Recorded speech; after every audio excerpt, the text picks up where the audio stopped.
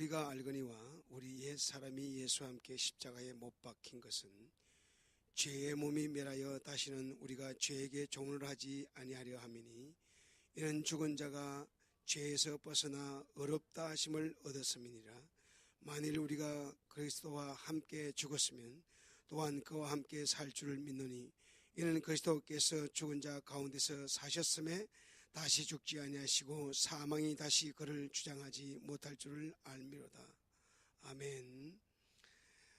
그리스도와 함께 침례를 받으라 하는 말씀의 제목으로 우리 은혜를 받기를 원합니다. 저는 장로교 목사입니다. 그리고 제가 어릴 때 부모님이 믿었기 때문에 유아세를 받았어요.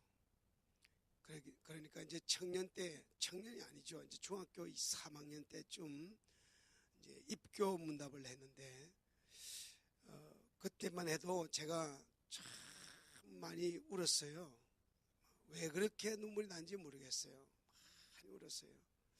그냥 주님이 날 위하여 십자가 못 박혀 죽으신 것을 그냥 감사하고 또 내가 구원받은 것에 대해서 너무 감사한 마음으로 그 어린 마음에 제가 하염없이 울었어요. 그때 당시에 친구 3명이 함께 입교 문답을 했는데, 제가 이제 성장해서 장성해서 침례가 옳구나. 그래서 저는 침례를 받았습니다. 그리고 우리 아이들에게도 처음에는 몰라서 아이들에게 제가 유아세를 주었어요. 그런데 침례가 맞구나. 그렇게 이해를 하고는 우리 아이가 미국에서 공부할 때에 침례교로 가라. 침례교로 가서 침례를 받으라. 그래서 우리 아이는 미국에서 공부할 때에 침례교로 출석했고 침례교에서 성가대원도 하고 그러면서 침례를 받았어요. 근데 그 목사님의 설교가 굉장히 불같이 뜨거웠다 그랬어요. 자, 이 마태복음 1장 25절에 보면 요셉이 잠을 깨어 일어나 주의 사자의 분부대로 행하여 그 아내를 데려와서는 아들을 낳기까지 동침치 아니하더니 나음의 이름을 예수라 하니라 그랬어요. 그 아들을 낳기까지 동침치 아니하더니 나음에라고만 되어 있죠. 개역성경에는. 근데 킹제임스 원전에 이렇게 되어 있습니다. 첫 태생은 동침하지 않더니 동침하지 아니하고 낳았는데 첫 태생을 낳았다. 그 이름을 예수라라. first born이라는 말이 들어있어요. NIV 성경에 보면 first born이 빠져 있습니다. NIV는 조직적으로 악랄하게 성경을 변개시켰습니다. 그런데 킹제임스 성경은 성경 그대로를 유지하고 있습니다. first born은 첫 태생이다 하는데 죄 없이 태어나신 분이 예수님 뿐이라는 거예요. 우리는 죄 가운데 태어났지만 예수님께서는 죄 없는 요셉과 동침하기 전에 성령으로 잉태되어 나신 분으로서 첫 태생이다. 그 첫 태생이 뭐냐 도대체? 그러면 예수님께서는 죄 없는 몸으로 이 땅에 육신을 입고 오신 분으로서는 첫 태생이다. 그래서 첫 태생입니다. first born을 씁니다. 근데 또 이게 주님께서 또 이렇게 말씀합니다. 바울 사도가 고린도전서 15장에 보면 이런 말씀이 있어요. 부활에 대해서 말씀할 때에 첫째 부활 말씀이 나오고, 그리고 첫째 부활에 대해서 부활의 첫 열매라고만 나옵니다. first fruit이라고 나옵니다. 첫 열매라고. 그러면 그 첫 열매가 어떤 첫 열매냐? 사람은 자 보세요. 성경에 보면 예수님께서 죽은 자를 살렸습니다. 나사로를 죽은 지 나흘이 돼서 냄새가 난다 했지만 그 냄새가 나는 그 시체를 향하여 나사로야 걸어 나오라. 나사로 일어났습니다. 해당장 야이로의 딸에게 가지고 해당장 야이로의 딸을 일으켰습니다. 그리고 나인성 가부의 아들이 상녀를 나가는데 상의를 멈추고 청년아 일어나라 다 일으켰습니다. 근데 거기서 예수님께서 그냥 일으켰겠지 생각했는데 이 해당장 야이로의 딸을 살릴 때 보면 그의 소녀의 영이 돌아와서 그가 일어난지라 이런 말씀이 있어요. 그러니까 그 영이 돌아왔다는 것은 영이 영혼 없는 몸이 죽은 것 같이, 야고보 사도가 영혼 없는 몸이 죽은 것 같이 행함이 없는 믿음은 죽은 것이라고 말씀했는데, 예수님께서 죽은 자를 살 때에 영혼이 빠져나가서 죽었는데 소녀야 일어나라 할 때에 영혼이 돌아왔단 말이에요.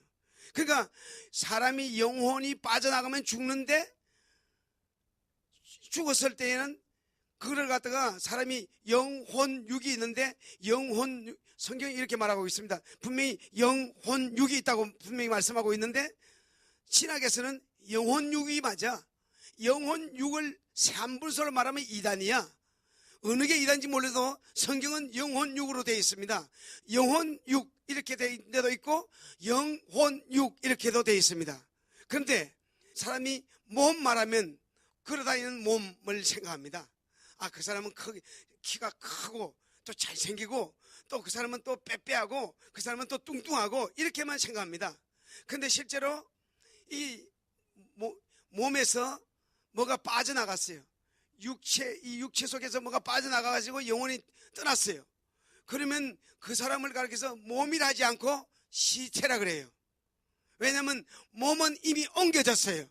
그래서 우리 주님께서 부활의 첫 열매가 되시다는 것은, 예수님께서 부활의 몸을 입었다는 것은 그 몸이 바로 영원히 죽지 않는 몸을 말하는 것입니다.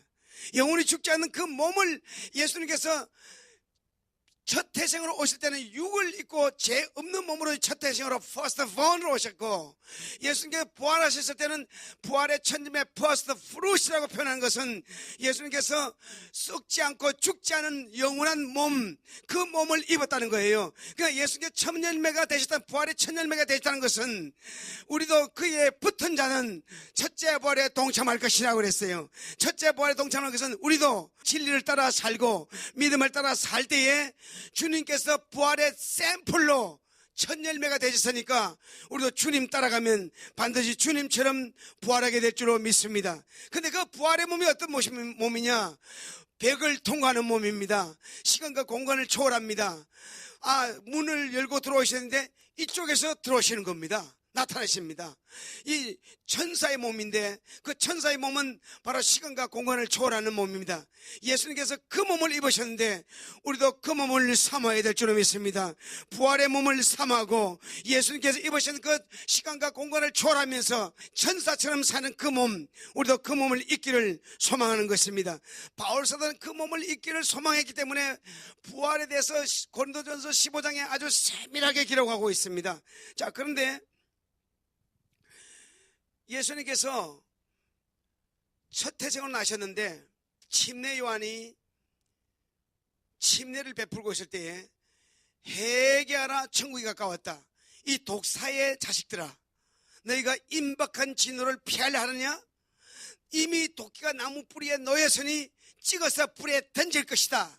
그렇게 말씀하고 나는 물로서 침례를 하지만 내 뒤에 오시는 분은 물과 불로 침례를 할 것이다. 이렇게 말씀했어요.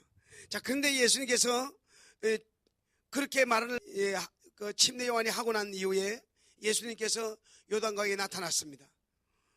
당신이 내가 침례를 받겠다니까 침례 요한이 어찌하여 당신이 내게 침례를 받으라 하십니까? 내가 당신에게 침례를 받아야 되는데 어찌 내게로 오시나이까 하니까 이제 허락하라.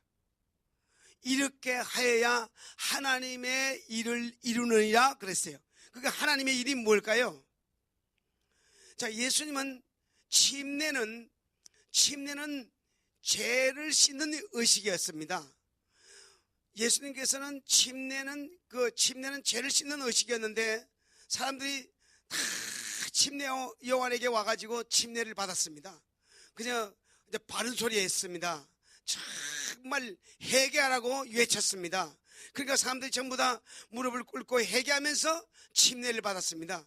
그게 침례인데 오늘날 성경을 번역하면서 가톨릭의 영향을 받아가지고 성경이 번역되다 보니까 세례라고 번역되다 보니까 전부 다 세례 그러는데 그 원전은 밥티즘입니다. 밥티조입니다. 그 밥티조는 뭐냐면 지금 세례는 물을 뿌립니다. 머리에다 물을 뿌리는 건데 그것은 가톨릭에서 왔고 장로교에서도 아직까지 그 계획이 안 된 것입니다. 성경에 보면 이 침례는 뭐냐면 물속에 완전 잠기는 겁니다. 물속에 들어갔다가 안 나오면 죽는 겁니다.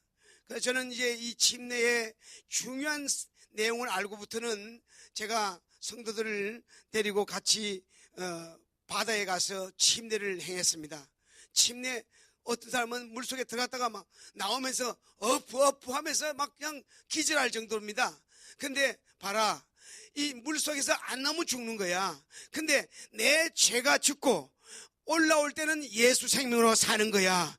이렇게 설명을 하는 거죠. 자, 그런데 예수님께서 이제 침례 받으러 나왔습니다.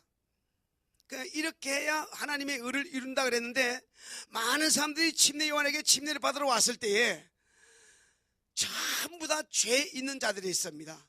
전부 다 죄 있으니까 전부 다 죄를 씻으려고 왔습니다. 그래서 침례를 다 받았습니다. 그리고 예수님도 침례 받으러 나왔는데 어찌하여 당신이 내게로 나오십니까? 당신은 침례를 받을 이유가 없지 않습니까? 근데 이제 허락하라. 이렇게 해야 하나님의 일을 이루느니라 했는데, 그러니까 예수님께서 죄 없지만 죄 있는 자가 침례받고 죄 있는 자가 이제 죄 용서 받아야 되지만 예수님이 죄가 없는데 왜 침례를 받느냐 이거예요. 그것은 우리 인간의 죄를 짊어지고 보라 세상 죄를 지고 하는 하나님의 어린 양을 보라. 침례요한이 보라 세상 죄를 지고 하는 하나님의 어린 양을 보라고 이렇게 기록되어 있는데 성경 원전에는 take away라는 표현을 쓰고 있어요. take away, 우리의 세상 죄를 take away, 그냥 제거했단 말이에요. take는 뭔가 짚는 걸 말하는 거고 away는 어딘가가 가버린 걸 말하는 것입니다. 그러니까 우리의 세상 죄를 제거하신 하나님, 그 원전은 그렇습니다. 근데 원래 세상 죄를 지고 가는 것이 맞죠. 그러나 원칙적으로는 우리의 세상 죄를 지고 가시면서 우리의 죄를 제거하시는 거죠. 그래서 세상 죄를 지고 가는 하나님 어린 양이로다, 세상 죄를 제거하는 하나님의 어린 양이로다. 어쨌거나 하나님의 어린 양 예수님께서는 죽을 이유도 없고 침례받을 이유도 없었습니다. 근데 예수님께서는 침례를 받으심으로써 세상 죄를 짊어지시고, 그리고 그분은 그때부터 성령이 임하심으로써 공생에 들어갑니다. 이제는 많은 천국 복음을 증거합니다. 하나님의 왕국에 대해서 계속 증거합니다. 그리고 이적을 행합니다. 기사를 행합니다. 죽은 자를 살립니다. 병든 자를 일으킵니다. 가는 곳마다 역사가 일어납니다. 그러면서 그럴 때마다 병든 자를 일으킬 때 전부 다 환호한 것이 아니라 그냥 이상하게 가재 눈을 뜨고 예수님을 죽이려고 합니다. 그래서 예수님께서는 말할 수 없는 핍박을 받으면서 결국은 무슨 죄가 있어요? 아무 죄가 없어요. 죄가 없지만 심지어는 그 빌라도 법정 앞에서 죄가 없구나, 당신은 죄가 없어, 그래 이 사람은 놓아주자. 그러니까 아니요, 십자가 못 박으셔서, 십자가에 못 박으셔서 crucified.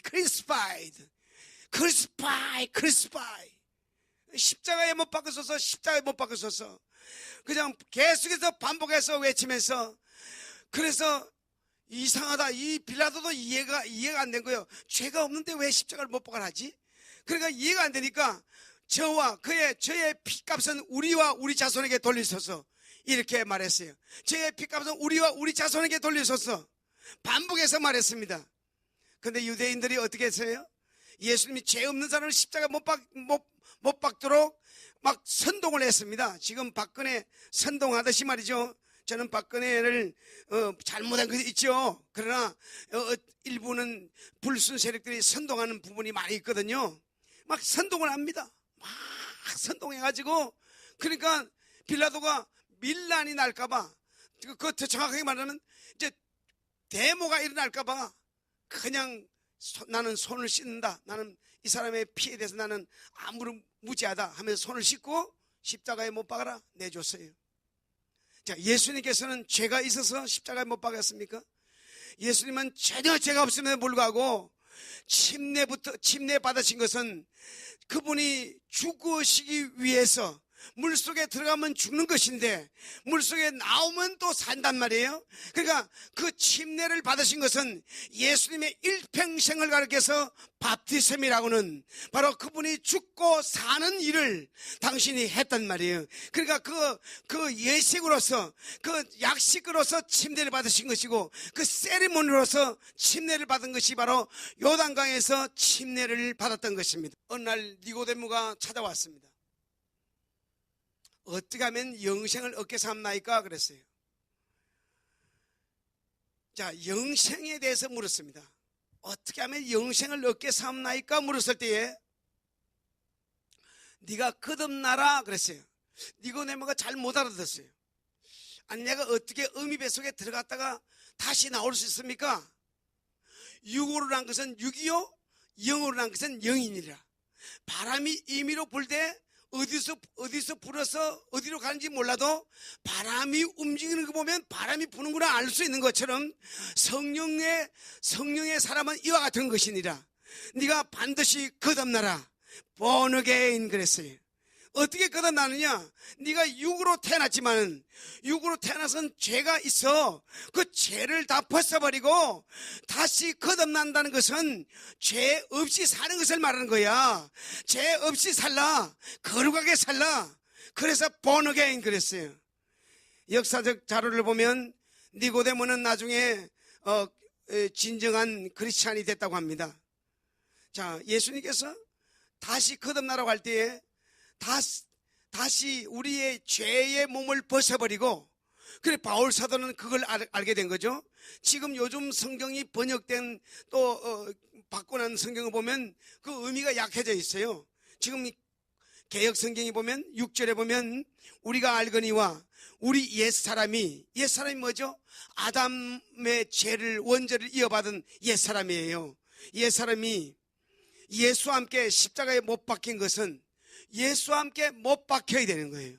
예수와 함께 못 박히다는 것은, 우리가 2000년 전에 여러분 예수님이 십자가 현장에 가봤습니까? 가보지 않았잖아요. 그 어떻게 십자가에 함께 못 박히는 겁니까? 예수와 함께 십자가에 못 박힌 것은 죄의 몸이 매라요. 우리에게 죄의 몸이 있어요. 그러니까 아까 말씀드렸죠. 영혼 육이 있는데 내가 죄를 지었어요. 죄를 지은 것 같으면 내가 육이 죄를 지은 것 같지만 내 영이 죄를 지은 거라고요. 그 영이 죄를 짓기 때문에, 영이 죄를 지어가지고 내가 죄인 줄을 모르고 살다가 보면 그 영이 죄가 있기 때문에 지옥 가는 거예요. 근데 내가 죄를 지었어. 죄를 지었지만 내가 죄를 짓고 방탕한 생활을 하다가 내가 이거 깨닫고, 내가 죄 덩어리구나. 그래서 이 심플리스라고 우리의 죄의 속성이 우리에게 있단 말이에요. 우리는 누구든지 천성이 있죠. 천성. 그 사람 성품이, 그 사람 착해. 그 성품이 좀 널리 터졌어. 또 그 사람은 성격이 급해. 여러 가지를 표현하죠. 근데 그 사람의 성격이라기보다는 그 사람의 죄의 속성이 이런 방법 저런 방법으로 나타나는 거죠. 근데 이런 방법 저런 방법으로 이 죄의 속성이 드러나는데, 예수 앞에 와서 죄의 몸을 매할 때 어떻게 매라느냐? 예수와 함께 십자가에 못 박혀야 된다는 거예요. 예수와 함께 어떻게 못 박혔느냐? 예수 죽음이 내 죽음이 되고, 예수님 날 위해 죽었었으니까, 예수님께 죽으시고 예수님이 죽으셨는데 나는 전혀 예수님과 믿는다고 하면서 전혀 예수님과 상관없이 그정 여전히 죄를 짓고 있네. 그러면 죄와 함께 죽은 게 아니에요. 예수와 함께 내가 죽어야 된단 말이에요.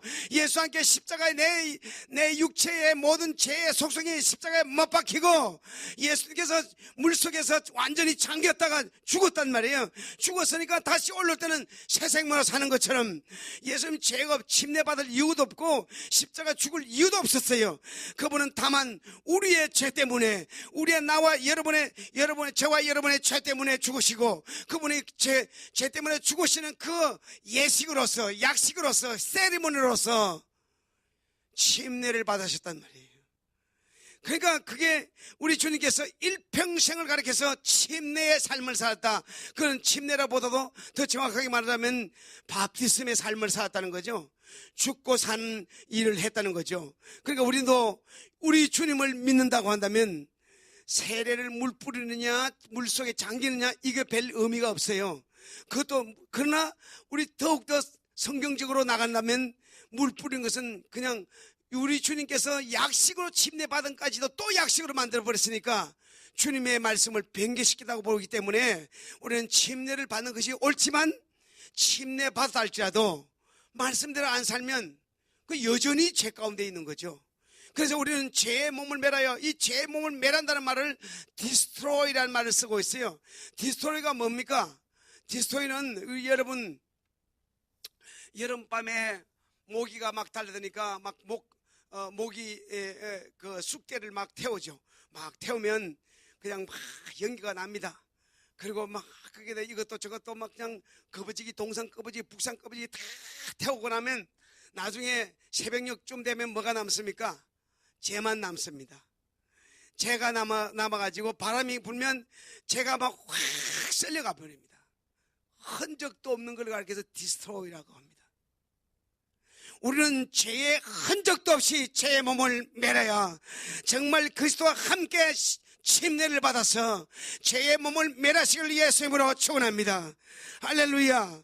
죄의 몸을 매라야 되는 거예요. 바울 사도는 말이죠. 이 바울 사도는 죄의 몸을 반드시 매라야 된다는 것을 갖다가 너무나도 로마서에서 아주 계속해서 강조하고 있어요. 그러니까 보세요.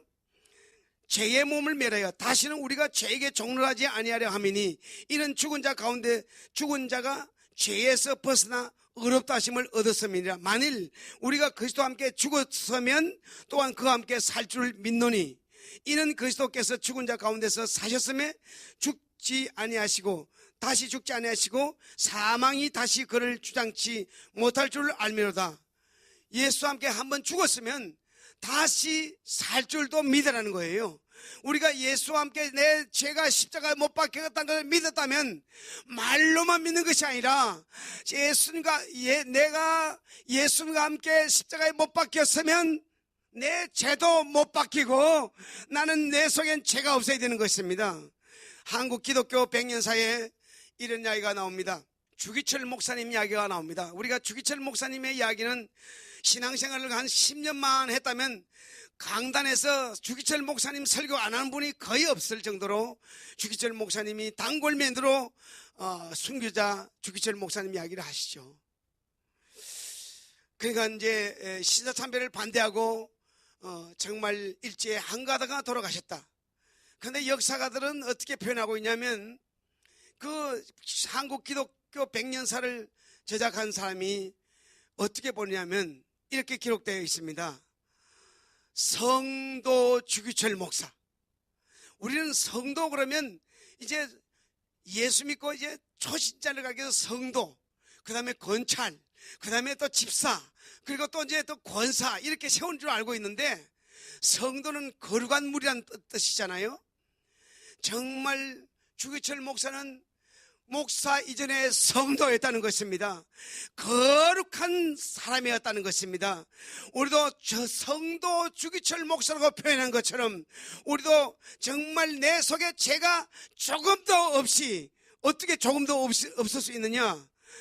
그리스도와 함께 십자가에 못 박힌 것을 믿고 내 속에 죄의 몸을 매라고 말씀대로 순종하여 살면 죄가 없죠. 죄가 없습니다. 죄를 지을 수가 없어요. 저는 모든 음식을 다 잘 먹습니다. 그런데 제가 나무에서 한번 떨어져 가지고 고향의 어머니가 제가 이제 항상 집안일을 잘 돌봐서 마당이 깨졌으면 마당을 그냥 시멘트를 또 해드리고 가고 수도가 깨졌으면 수도를 또 고쳐드리고 가고 막 이렇게 하다 보니까 제가 이제 이 경기도에서 이제 시골까지 와가지고 그런 일 하다 보니까 우리 어머니가 항상 무슨 일이 있으면 저를 부릅니다. 그냥 한번 오라고, 나무 좀 자르라고. 그래서 이제 나무가 몇 그루 있는데 제가 이제 나무를 히말리아 시다라고, 히말리아 시다라는 나무는 그냥 가만히 키우면 아무 멋이 없습니다. 근데 이 히말리아 시다를 제가 아주 이제 거북이 손처럼 이렇게 따듬어 가지고 이쁘게 만들어 놓으니까 지나가는 사람들이 나무가 참 이쁘다 이렇게 하고 지나갑니다. 그러니까 이제 거북이 손처럼 이렇게 만들어 놓으니까 이제 그게 이제 좀 지나면 또 이제 너풀 자랍니다. 보기 싫으니까 나무 좀 자르라고 이래가지고 어머니가 한번 부탁을 해서 제가 2월 달로 기억되는데 제가 내려왔습니다. 내려와가지고 어머니가 제가 온다고 막 이것저것 음식을 준비해 두셔가지고 그래서 먹고 하라는데 아니요, 금방 자를 테니까, 나무 금방 늘 하던 거니까 10년 이상 하던 거였는데 했기 때문에 너무 능수능란합니다, 나무 자르는 게. 그래서 이제 나무 자르는 걸 그렇게 금방 하려고 가위를 가지고 착각착각 하려고 하는데 담장 위에 올라가가지고 나무를 자르는 순간에 바로 몸이 릴렉스 되면서 바로 떨어져 버린 거예요. 나무 가지가 잘리면서 나도 중심을 잃어버리고 10년간 그렇게 능수능란하게 자라던 제가 나무에서 떨어져가지고 콘크리트 바닥에 딱 떨어졌는데 2m 콘크리트 바닥에 떨어졌는데 일어나지를 못합니다. 고무차륵처럼 그냥 딱 달라붙어가지고 몸이 일으키지 않습니다. 그 나무 자른 걸 보고 계시던 우리 아버지가 그냥 놀래가지고 밖으로 나와가지고 길가에 나와가지고 일어나라고 손을 내미는데 일어날 수가 없어요. 못 일어납니다. 몸이 움직이잖아요. 그래서 누가 지나가던 청년이 아무래도 뼈가 부러지는가 본데요, 빨리 119에다가 신고해야 되겠습니다. 그래 주셔야 했어요. 말이 안 옵니다. 119에다 신고해야 되니까 말 그대로 진짜 5분 만에 오더라고요. 와서 싣고 이제 실려가는데 말이 안 옵니다. 그냥 너무나도 차가 달릴 때마다 막 몸이 너무너무 고통스러운 거예요.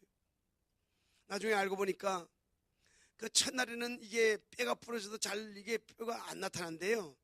그래서 안 되겠다, 내가 내가 사는 곳에 가가지고 경기도에 가서 내가 이거 치료를 해야 되겠다 해가지고 바로 옆에 병원 옆에 고속버스 터미널에 있어가지고 간신히 이제 어정 걸어가지고 버스를 타고 올라왔습니다. 이제 수원역으로 성도님 보고 좀 날 좀 데려달라, 나와달라 이렇게 해가지고 바로 병원에 입원했는데 CT 촬영을 하고 이제 이틀이 지났죠. CT 촬영하고 이제 다 엑스레이를 또 다시 찍어 보니까 뼈가 7개가 나간 거예요. 갈비뼈가 옆에가 3개가 나고 또 옆에 또 보조뼈가 나가고 이래가지고 7개가 나갔는데 나가면서 밤새도록 찌르는 겁니다. 이게 뼈가 부러져가지고 막 부러진 조각이 막 찌르니까 칼날로 쑤시는 것 같이 아픈 거예요. 그래서 그렇게 고통스럽게 아무튼 그 고통을 겪고 이제 치료를 받고 6월 달에 인도를 가게 됐어요. 인도를 가가지고 인도에서 이제 갔더니 내가 허리를 다쳐가지고 좀 인도는 도로가 얼마나 안 좋은지 자동차를 타고 뭘 붙잡지 않으면 그냥 머리가 깨질 정도입니다. 막 이리 받고 저리 받고 막 이럽니다. 그냥 얼마나 도로가 안 좋은지. 그래서 막 붙잡고 가다가 이제 그 선교사가 이러는 거예요. 그 이제 코브라 뱀을 고운 것이니까 이거는 개보다도 좋고 소보다 좋고 이게 허리 다친 사람에게 너무 좋다고 그러는 거예요. 그래서 냄새가 고약하지만 코를 막고 그냥 쭉 마시고 그랬어요. 어느 날 제가 성경을 읽는 가운데 구약 성경을 창세기부터 요한계시록까지 쫙 공부하면서 배워나갑니다. 기어다니는 짐승을 먹지 말라. 아니, 기어다니는 짐승은 뱀이잖아. 그 뱀을 내가 먹었네. 막 몸이 솟아치게 놀라지면서 하나님 말씀을, 이 지엄하신 하나님 말씀을 내가 몰랐구나. 그래서 하나님 말씀 얼마나 하나님 말씀에 내가 잘못했구나 싶어서 회개했는지 모릅니다.